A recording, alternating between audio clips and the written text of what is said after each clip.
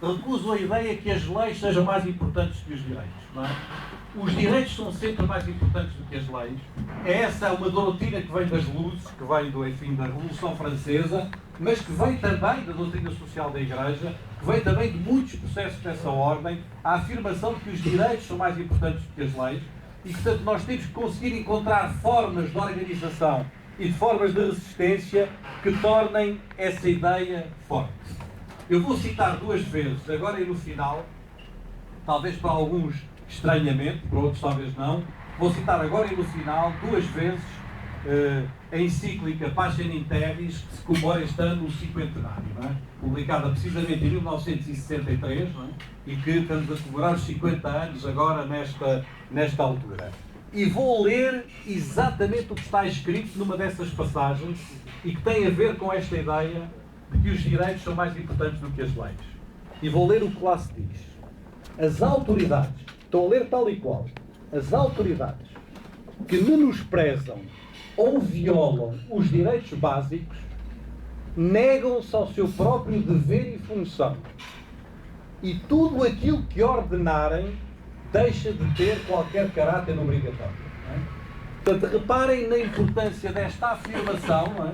De que quando certas autoridades, não é, menosprezam os direitos básicos, não é, negam-se ao seu dever e função, diríamos nós hoje numa frase, perdem a sua legitimidade política e a sua legitimidade de autoridade, não é? E o que eles ordenarem deixa de ter qualquer caráter obrigatório. É neste sentido que nós podemos, na minha opinião, começar a perceber os sinais de novas dinâmicas sociais que já existem nas sociedades atuais e das quais não estamos ainda a perceber a totalidade do que elas nos estão a dizer. A minha terceira ideia, e esta é de todas a mais difícil, sobretudo na presença do Dr. Mário Soares, é a ideia de que nós, tendo feito na década de 80 um importantíssimo passo de adesão à Europa, e eu julgo que todos nós, não haverá provavelmente ninguém, ou quase ninguém em Portugal, que não considere que esse foi um momento fundador importantíssimo para todos nós, talvez não tenhamos ouvido suficientemente certas vozes sobre a maneira como esta integração se ia produzir e, em particular, quando mais tarde aderimos ao euro e aderimos à União Monetária. E a sensação é que nós, uma vez mais, do ponto de vista histórico, pensamos a Europa como uma nova Índia, não é? E pensamos a Europa como um lugar onde a nossa proteção estava assegurada ad eterno, não é? O pior que nos poderia acontecer, teremos dito muitos de nós, é que nos aconteça a mesma coisa que a Alemanha, que nos aconteça a mesma coisa que a Inglaterra, que nos aconteça a mesma coisa que a França. E, portanto, estamos protegidos num espaço em que, num certo sentido, todos somos iguais e todos teremos os mesmos problemas, não é? E não problemas diferentes. Ora, o que se percebe hoje, nesse ponto de vista, é que grande parte desta integração foi uma integração, sobretudo no plano monetário, quando perdeu essa dimensão política que estava na origem, não é? Desse movimento de esperança da década de 80, foi uma integração em que nós começamos a jogar um jogo viciado, não é? Um jogo em que, num certo sentido, os mais pobres tinham sempre mais dificuldades do que os mais ricos, não é? Nos diversos planos, e em que, em vez de caminharmos num sentido de convergência, fomos caminhando num sentido de divergência. Isto é, foram-se aprofundando as diferenças, nomeadamente entre o Norte e o Sul, em vez de termos caminhado no sentido de uma maior convergência. Não é? Fomos consumindo mais, fomos endividando cada vez mais, certamente por culpa própria. Eu acho que nenhum de nós pode deixar de reconhecer a culpa própria que tivemos nesse processo, mas também porque os estímulos que vinham da Europa eram nesse sentido, não é? Porque a maneira como tudo estava concebido, não é? Do ponto de vista da orgânica da economia e da orgânica do funcionamento da Europa, nos empurrava nesse sentido, nos estimulava nesse sentido, nos abria avenidas inteiras nesse sentido, não é?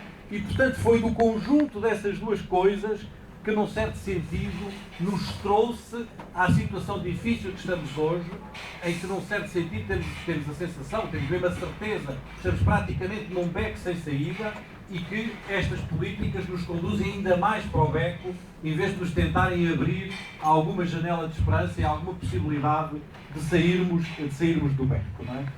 E é por isso que, uma vez mais, eu digo que o essencial hoje é, em Portugal, sermos capazes de ter políticas que reforcem a nossa capacidade de independência. Não para sermos independentes no sentido do isolamento, mas para sermos independentes na interdependência com os outros e na interdependência num espaço do mundo que, por definição, é um mundo aberto e não um mundo fechado, não é?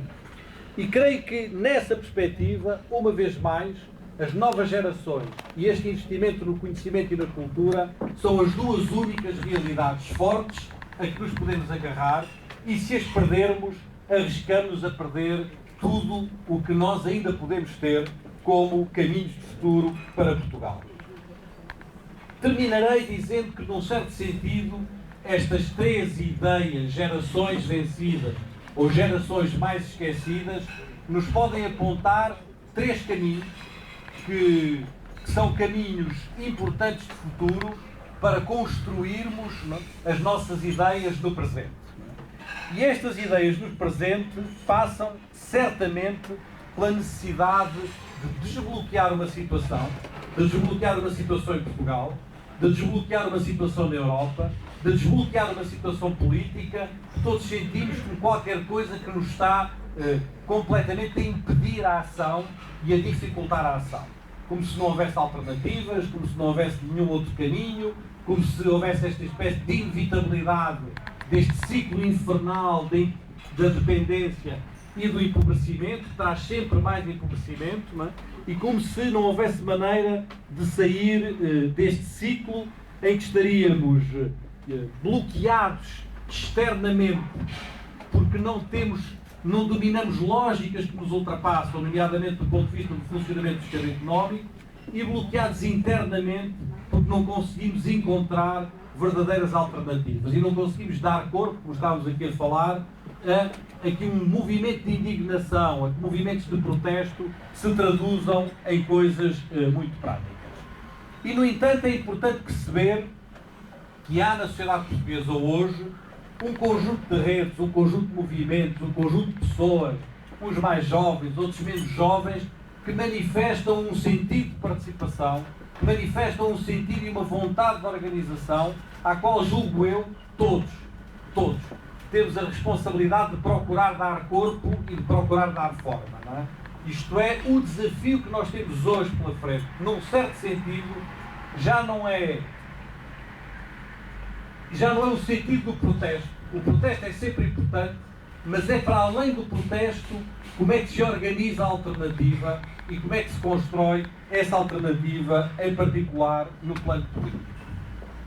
Eu vou arriscar dizer uma coisa que é perigosa e que eu não tenho a certeza que seja totalmente verdadeira, mas vou arriscá-la como hipótese de reflexão, que é a sensação que a fratura que hoje nos divide nas sociedades europeias muitas vezes é menos a fratura direita-esquerda, ainda que ela exista também, e é mais a fratura entre aqueles que pensam a partir do social, não é? E que chegam ao económico por via do social, de um pensamento de reforço das sociedades, de um pensamento de consciência social, de um pensamento de uma forte sensibilidade social, e que chegam ao económico por esta via, e aqueles outros que julgam que a economia de qualquer maneira vai resolver tudo, não é? E, portanto, não vale a pena ter uma preocupação social, não vale a pena ter um pensamento social, vale apenas pôr a economia a funcionar, seja lá o que quer dizer que isto queira dizer, e muitas vezes quis dizer coisas más num passado recente, não é? Creio que esta ideia nos permitirá construir movimentos democráticos na perspectiva de uma democracia na base da sociedade. Uma democracia que está infiltrada na base da sociedade e não apenas no sistema político, e que é do reforço desta democracia, não é? Que está na base da sociedade, que podem começar a surgir alternativas, não é? Alternativas que são sempre um esforço de presença e de participação e que são sempre um esforço de construção de um futuro com maior independência, com maior cooperação e com uma capacidade de produzir conhecimento e cultura e de levar este conhecimento e cultura à sociedade e de promover o desenvolvimento da sociedade nessa dimensão social. Eu creio que é nisso que estamos todos à procura, que é por aí que o nosso pensamento e que as nossas ações devem ir, contrariando uma lógica excessivamente imediatista e construindo uma ideia de futuro, que são as ideias que nós precisamos hoje, não é? Já me ouviram dizer que não há nada mais urgente em tempos de crise, não há nada mais urgente que uma ideia de longo prazo, não é? Em tempos de crise, mais do que nunca, precisamos de ideias de futuro e de ideias fortes. E estas ideias, e por aqui terminarei, enfim, agradecendo a vossa atenção, e estas ideias talvez se resumam, e cito aqui pela segunda vez a encíclica Pacem in Terris, talvez se resumam a uma frase, que é uma frase, que a meu ver é uma frase forte desta encíclica, quando se diz que todo aquele que assume, ou todo aquele que adquire a consciência de um direito, adquire nesse preciso momento um dever. O dever de lutar por esse direito, para si e para os outros, por si e pelos outros, não é? Eu julgo que é essa construção dessa consciência e da luta pelos direitos nossos e dos outros que hoje em dia nos mobiliza num país em que tudo parece retirar-nos esses direitos, em que tudo parece querer diminuir as nossas presenças, em que tudo parece querer reduzir este país, como falávamos aqui há pouco no início desta conversa, reduzir este país aos mínimos, a um país de mínimos, a um país que não tem direito a ser um país por inteiro, não é?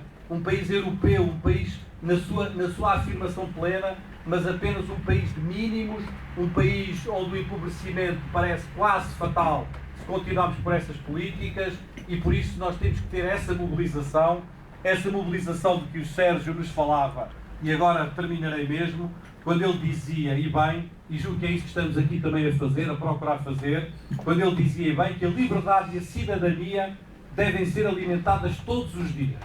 Devem ser todos os dias pacientemente recriadas. Devem ser sempre reconquistadas.